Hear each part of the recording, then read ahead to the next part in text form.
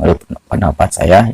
Soalnya seperti halnya Abu Hurairah, sahabat Nabi, dia kan bukan Nabi ya. Abu Hurairah zaman Nabi pun pernah ada sahabat yang memergoki setan atau jin yang berbentuk kakek-kakek ya. Jadi menjelma, bukan bentuk aslinya, menjelma ke bentuk manusia, kakek-kakek yang mau mencuri makanan di Baitul Mal di Madinah, kepergok.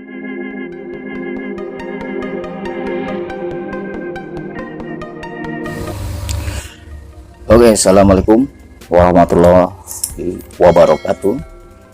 La haula wala quwata illa billah. Oke, semuanya, para bosku dimanapun anda berada, yang dirahmati Allah ya. Kembali bersama Dedi Rupani Channel.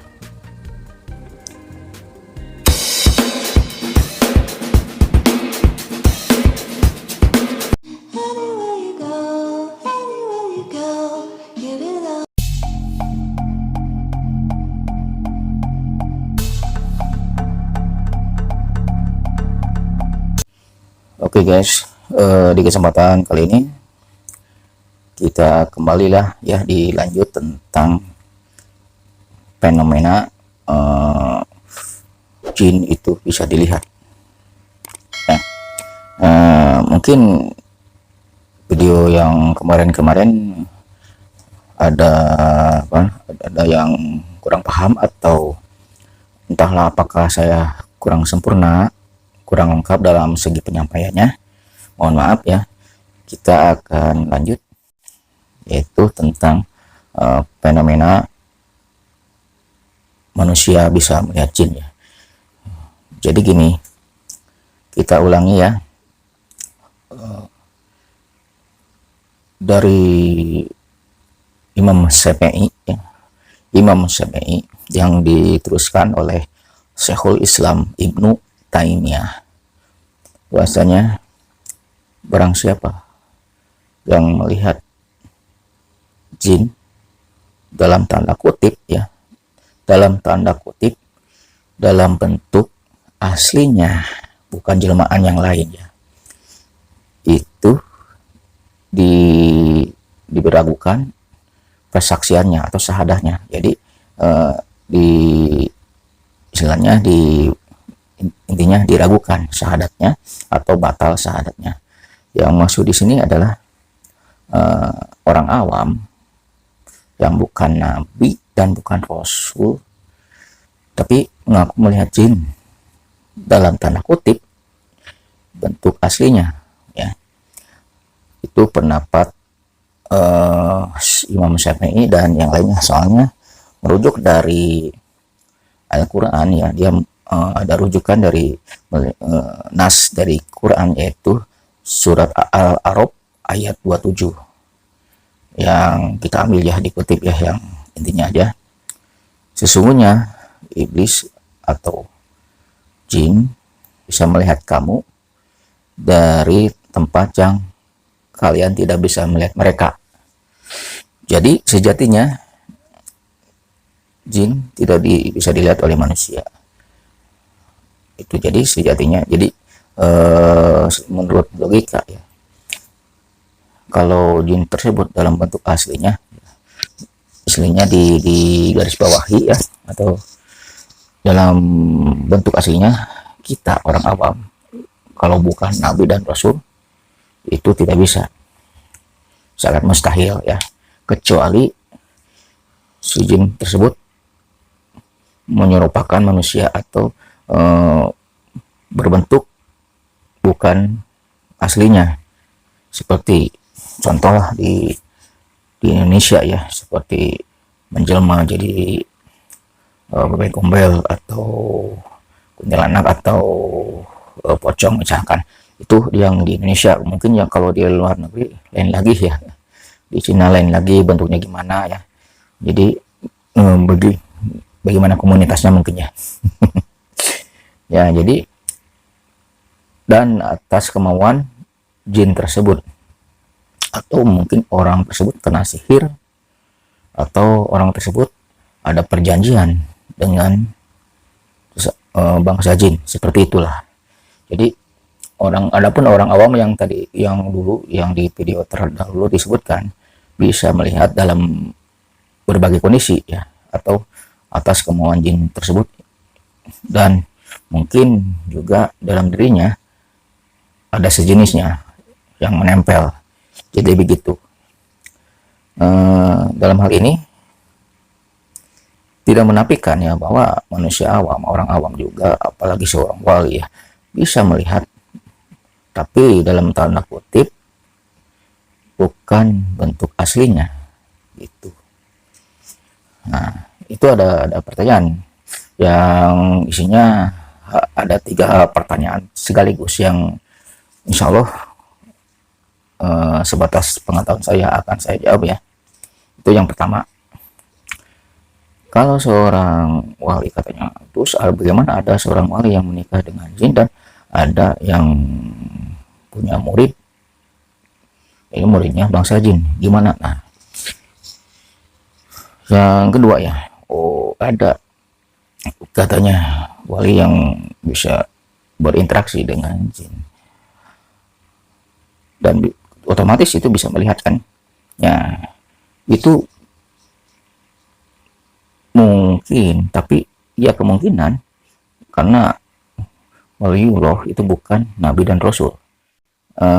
Kemungkinan itu jin tersebut merubah dirinya ke bentuk yang lain, bukan bentuk aslinya, begitu. Itu menurut pendapat saya. Soalnya seperti halnya Abu Hurairah, sahabat Nabi, dia kan bukan Nabi. Abu Hurairah zaman Nabi pun pernah ada sahabat yang memergoki setan atau jin yang berbentuk kakek-kakek ya. Jadi menjelma, bukan bentuk aslinya, menjelma ke bentuk manusia, kakek-kakek yang mau mencuri makanan di Baitul Mal di Madinah, kepergok dan sempat ditangkap oleh Abu Hurairah, yaitu sahabat Nabi. Nah, itu menandakan orang awam yang bukan nabi dan bukan rasul pun bisa melihat jin, tapi bukan dalam bentuk aslinya. Itu guys ya. Semoga paham sampai sini ya. Insyaallah gitu. Ini pun sebatas yang saya tahu ya. Terus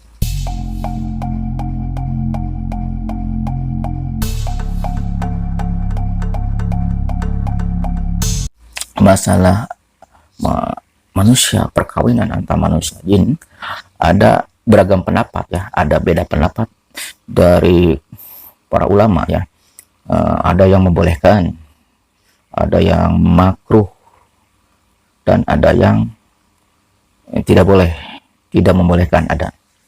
Dalam hal terlepas dari semua itu, mungkin ada yang membolehkan, mungkin ulama tersebut mempunyai dalil-dalil tertentu, jadi kita positif thinking saja dalam hal ini ya. Ada yang membolehkan, mungkin dia punya dalil-dalilnya tertentu ya, dan yang makruh mungkin juga punya dalil-dalilnya ya. Kita harus saling menghargai ya.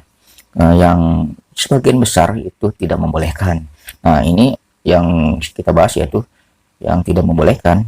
Ada dari Quran ya, dari nas Al-Quran, yaitu surat Ar-Rum ayat 21 ya. Mengatakan ya, artinya, dan aku ciptakan istri-istrimu dari jenismu sendiri ya, di jenis manusia, jenis jin ke jenis jin ya, jadi jenismu sendiri, supaya kamu merasa tentram, dan dijadikanlah antara keduanya kasih dan sayang. Itu mengutip dari surat Ar-Rum ayat 21 ya. Itu salah satu sebagian ulama yang tidak membolehkan perkawinan jin dan manusia ya. Jadi ada 3 pendapat dalam hal ini ya. Kita saling menghargai lah pendapat satu ke pendapat yang lainnya. Jadi ini sebagai ikhtilaf ya, berbeda pendapat, tapi jangan sampai menjatuhkan.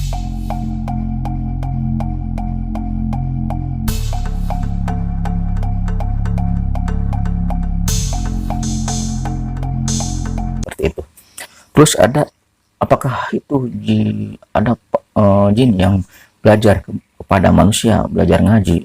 Ada seperti itu di zaman Nabi pun. Kata Nabi ada dalilnya, dalam hal ini ada dalilnya bahwa Nabi pernah berkata kepada para sahabat waktu di Masjid Madinah bahwa di Madinah ada sebagian jin yang beriman dan belajar agama di sekitaran sini. Jadi jin juga ada yang berguru atau belajar agama kepada Nabi, ya, juga kepada para sahabat ada juga. Itu ada dalilnya seperti itu, ada, ya. Mungkin cukup sekian penjelasan dari saya. Buat yang memberi pertanyaan, terima kasih Abah, ya. Karena kemarin saya tidak bisa soalnya tidak ada yang mengantar. Oke. Terima kasih. Semoga paham, dan itu pun sebatas yang saya tahu, dan mohon maaf bila ada kekurangannya dalam segi penyampaian ataupun kurang sempurna dari segi penyampaian atau salah dalam menyampaikan materi, ya. Oke, jadi Rupane Channel mengucapkan assalamualaikum warahmatullahi wabarakatuh. Salam sehat selalu.